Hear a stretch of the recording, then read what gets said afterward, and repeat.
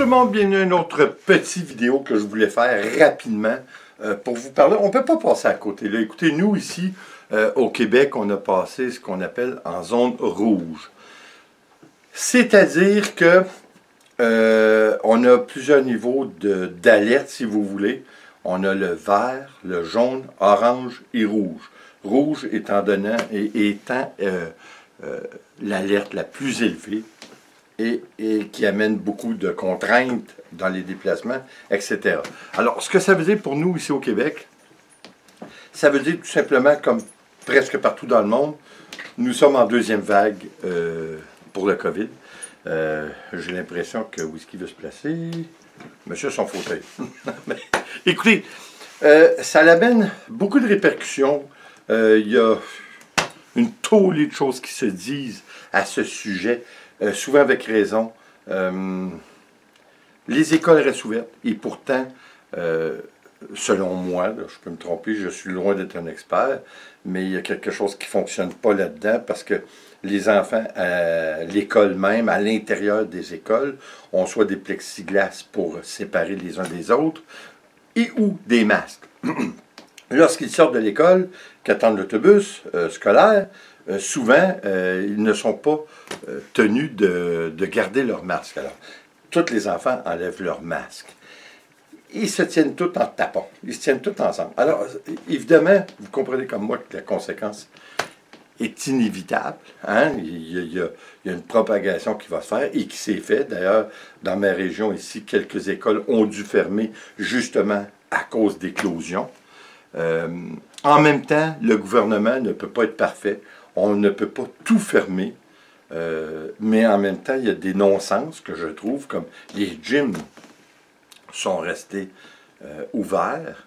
Je comprends que les propriétaires de gyms sont heureux de ça et les parents, en quelque part, vous savez, c'est un mal pour un bien parce que les parents qui doivent continuer à travailler ne peuvent pas se permettre de rester à la maison parce que les enfants ne vont pas à l'école.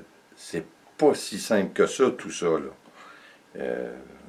Alors, je me dis quoi? On est obligé de faire un sacrifice qui est évident pour la collectivité, hein, c'est clair. Vous savez, je n'ai pas mosé parce qu'encore une fois, il y a beaucoup, hein, on sait, là, il y a beaucoup de choses qui se disent de part et d'autre pour ceux qui sont contre le masque ou qui ne croient pas à la pandémie. Beaucoup de raisonnements qui sont bien de part et d'autre, mais en quelque part, je me dis, vous savez, lorsqu'on embarque dans une voiture, on est obligé de s'attacher. Vous avez beau ne pas aimer ça, vous avez beau être contre le port de la ceinture de sécurité à l'intérieur de la voiture, mais vous la mettez quand même.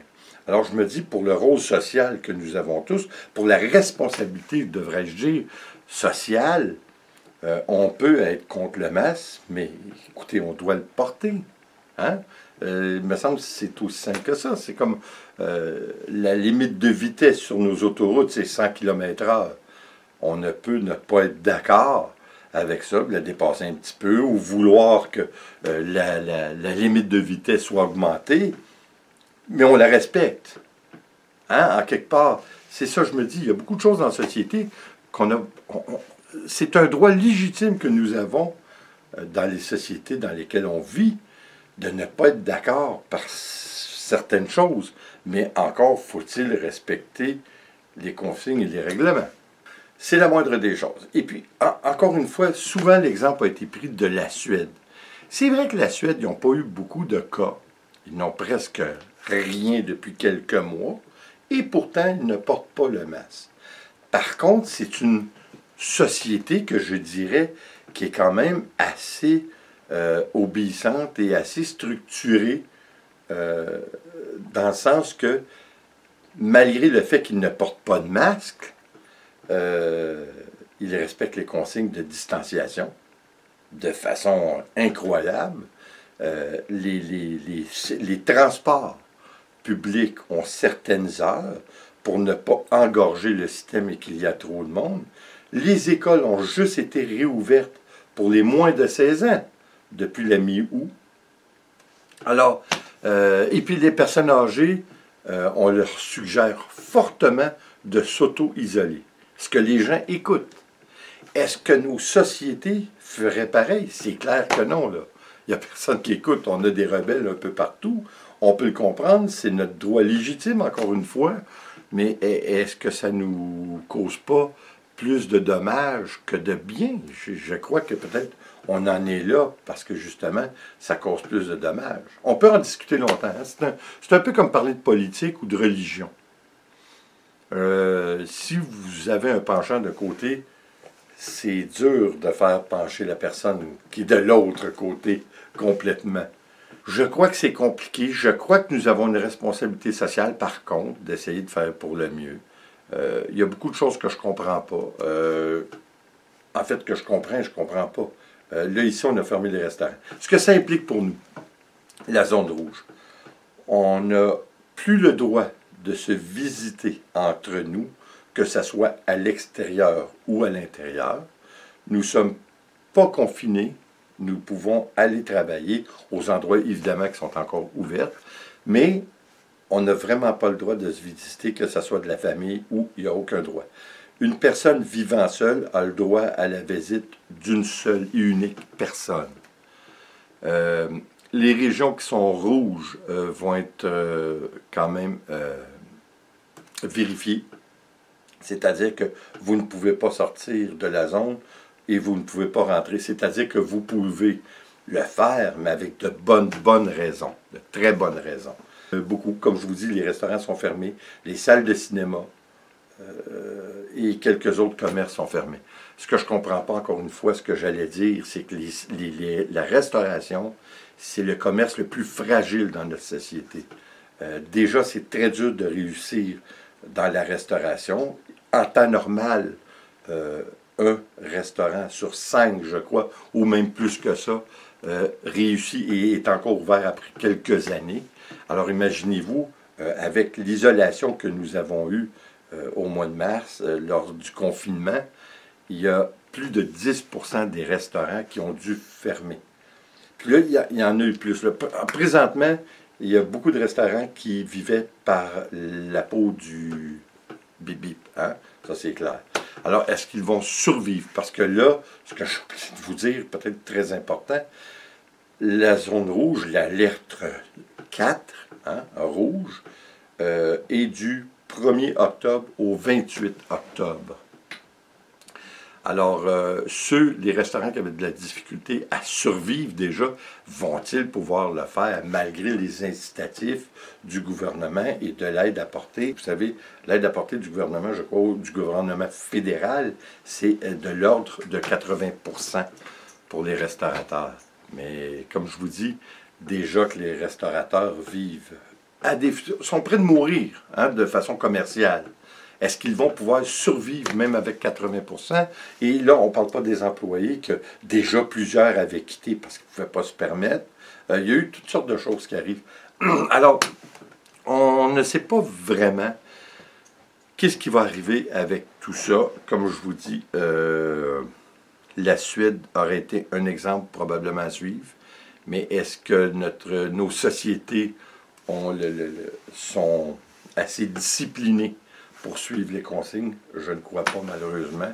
Et puis les conséquences vont être probablement que, peut-être, et je dis peut-être, que beaucoup de commerces qui vont fermer à cause de ce manque de discipline que nous avons eu. Alors, écoutez, on peut dire ce qu'on en veut. On est dans la merde, ça c'est clair. Moi, de par mon métier et Nicole, on continue à travailler.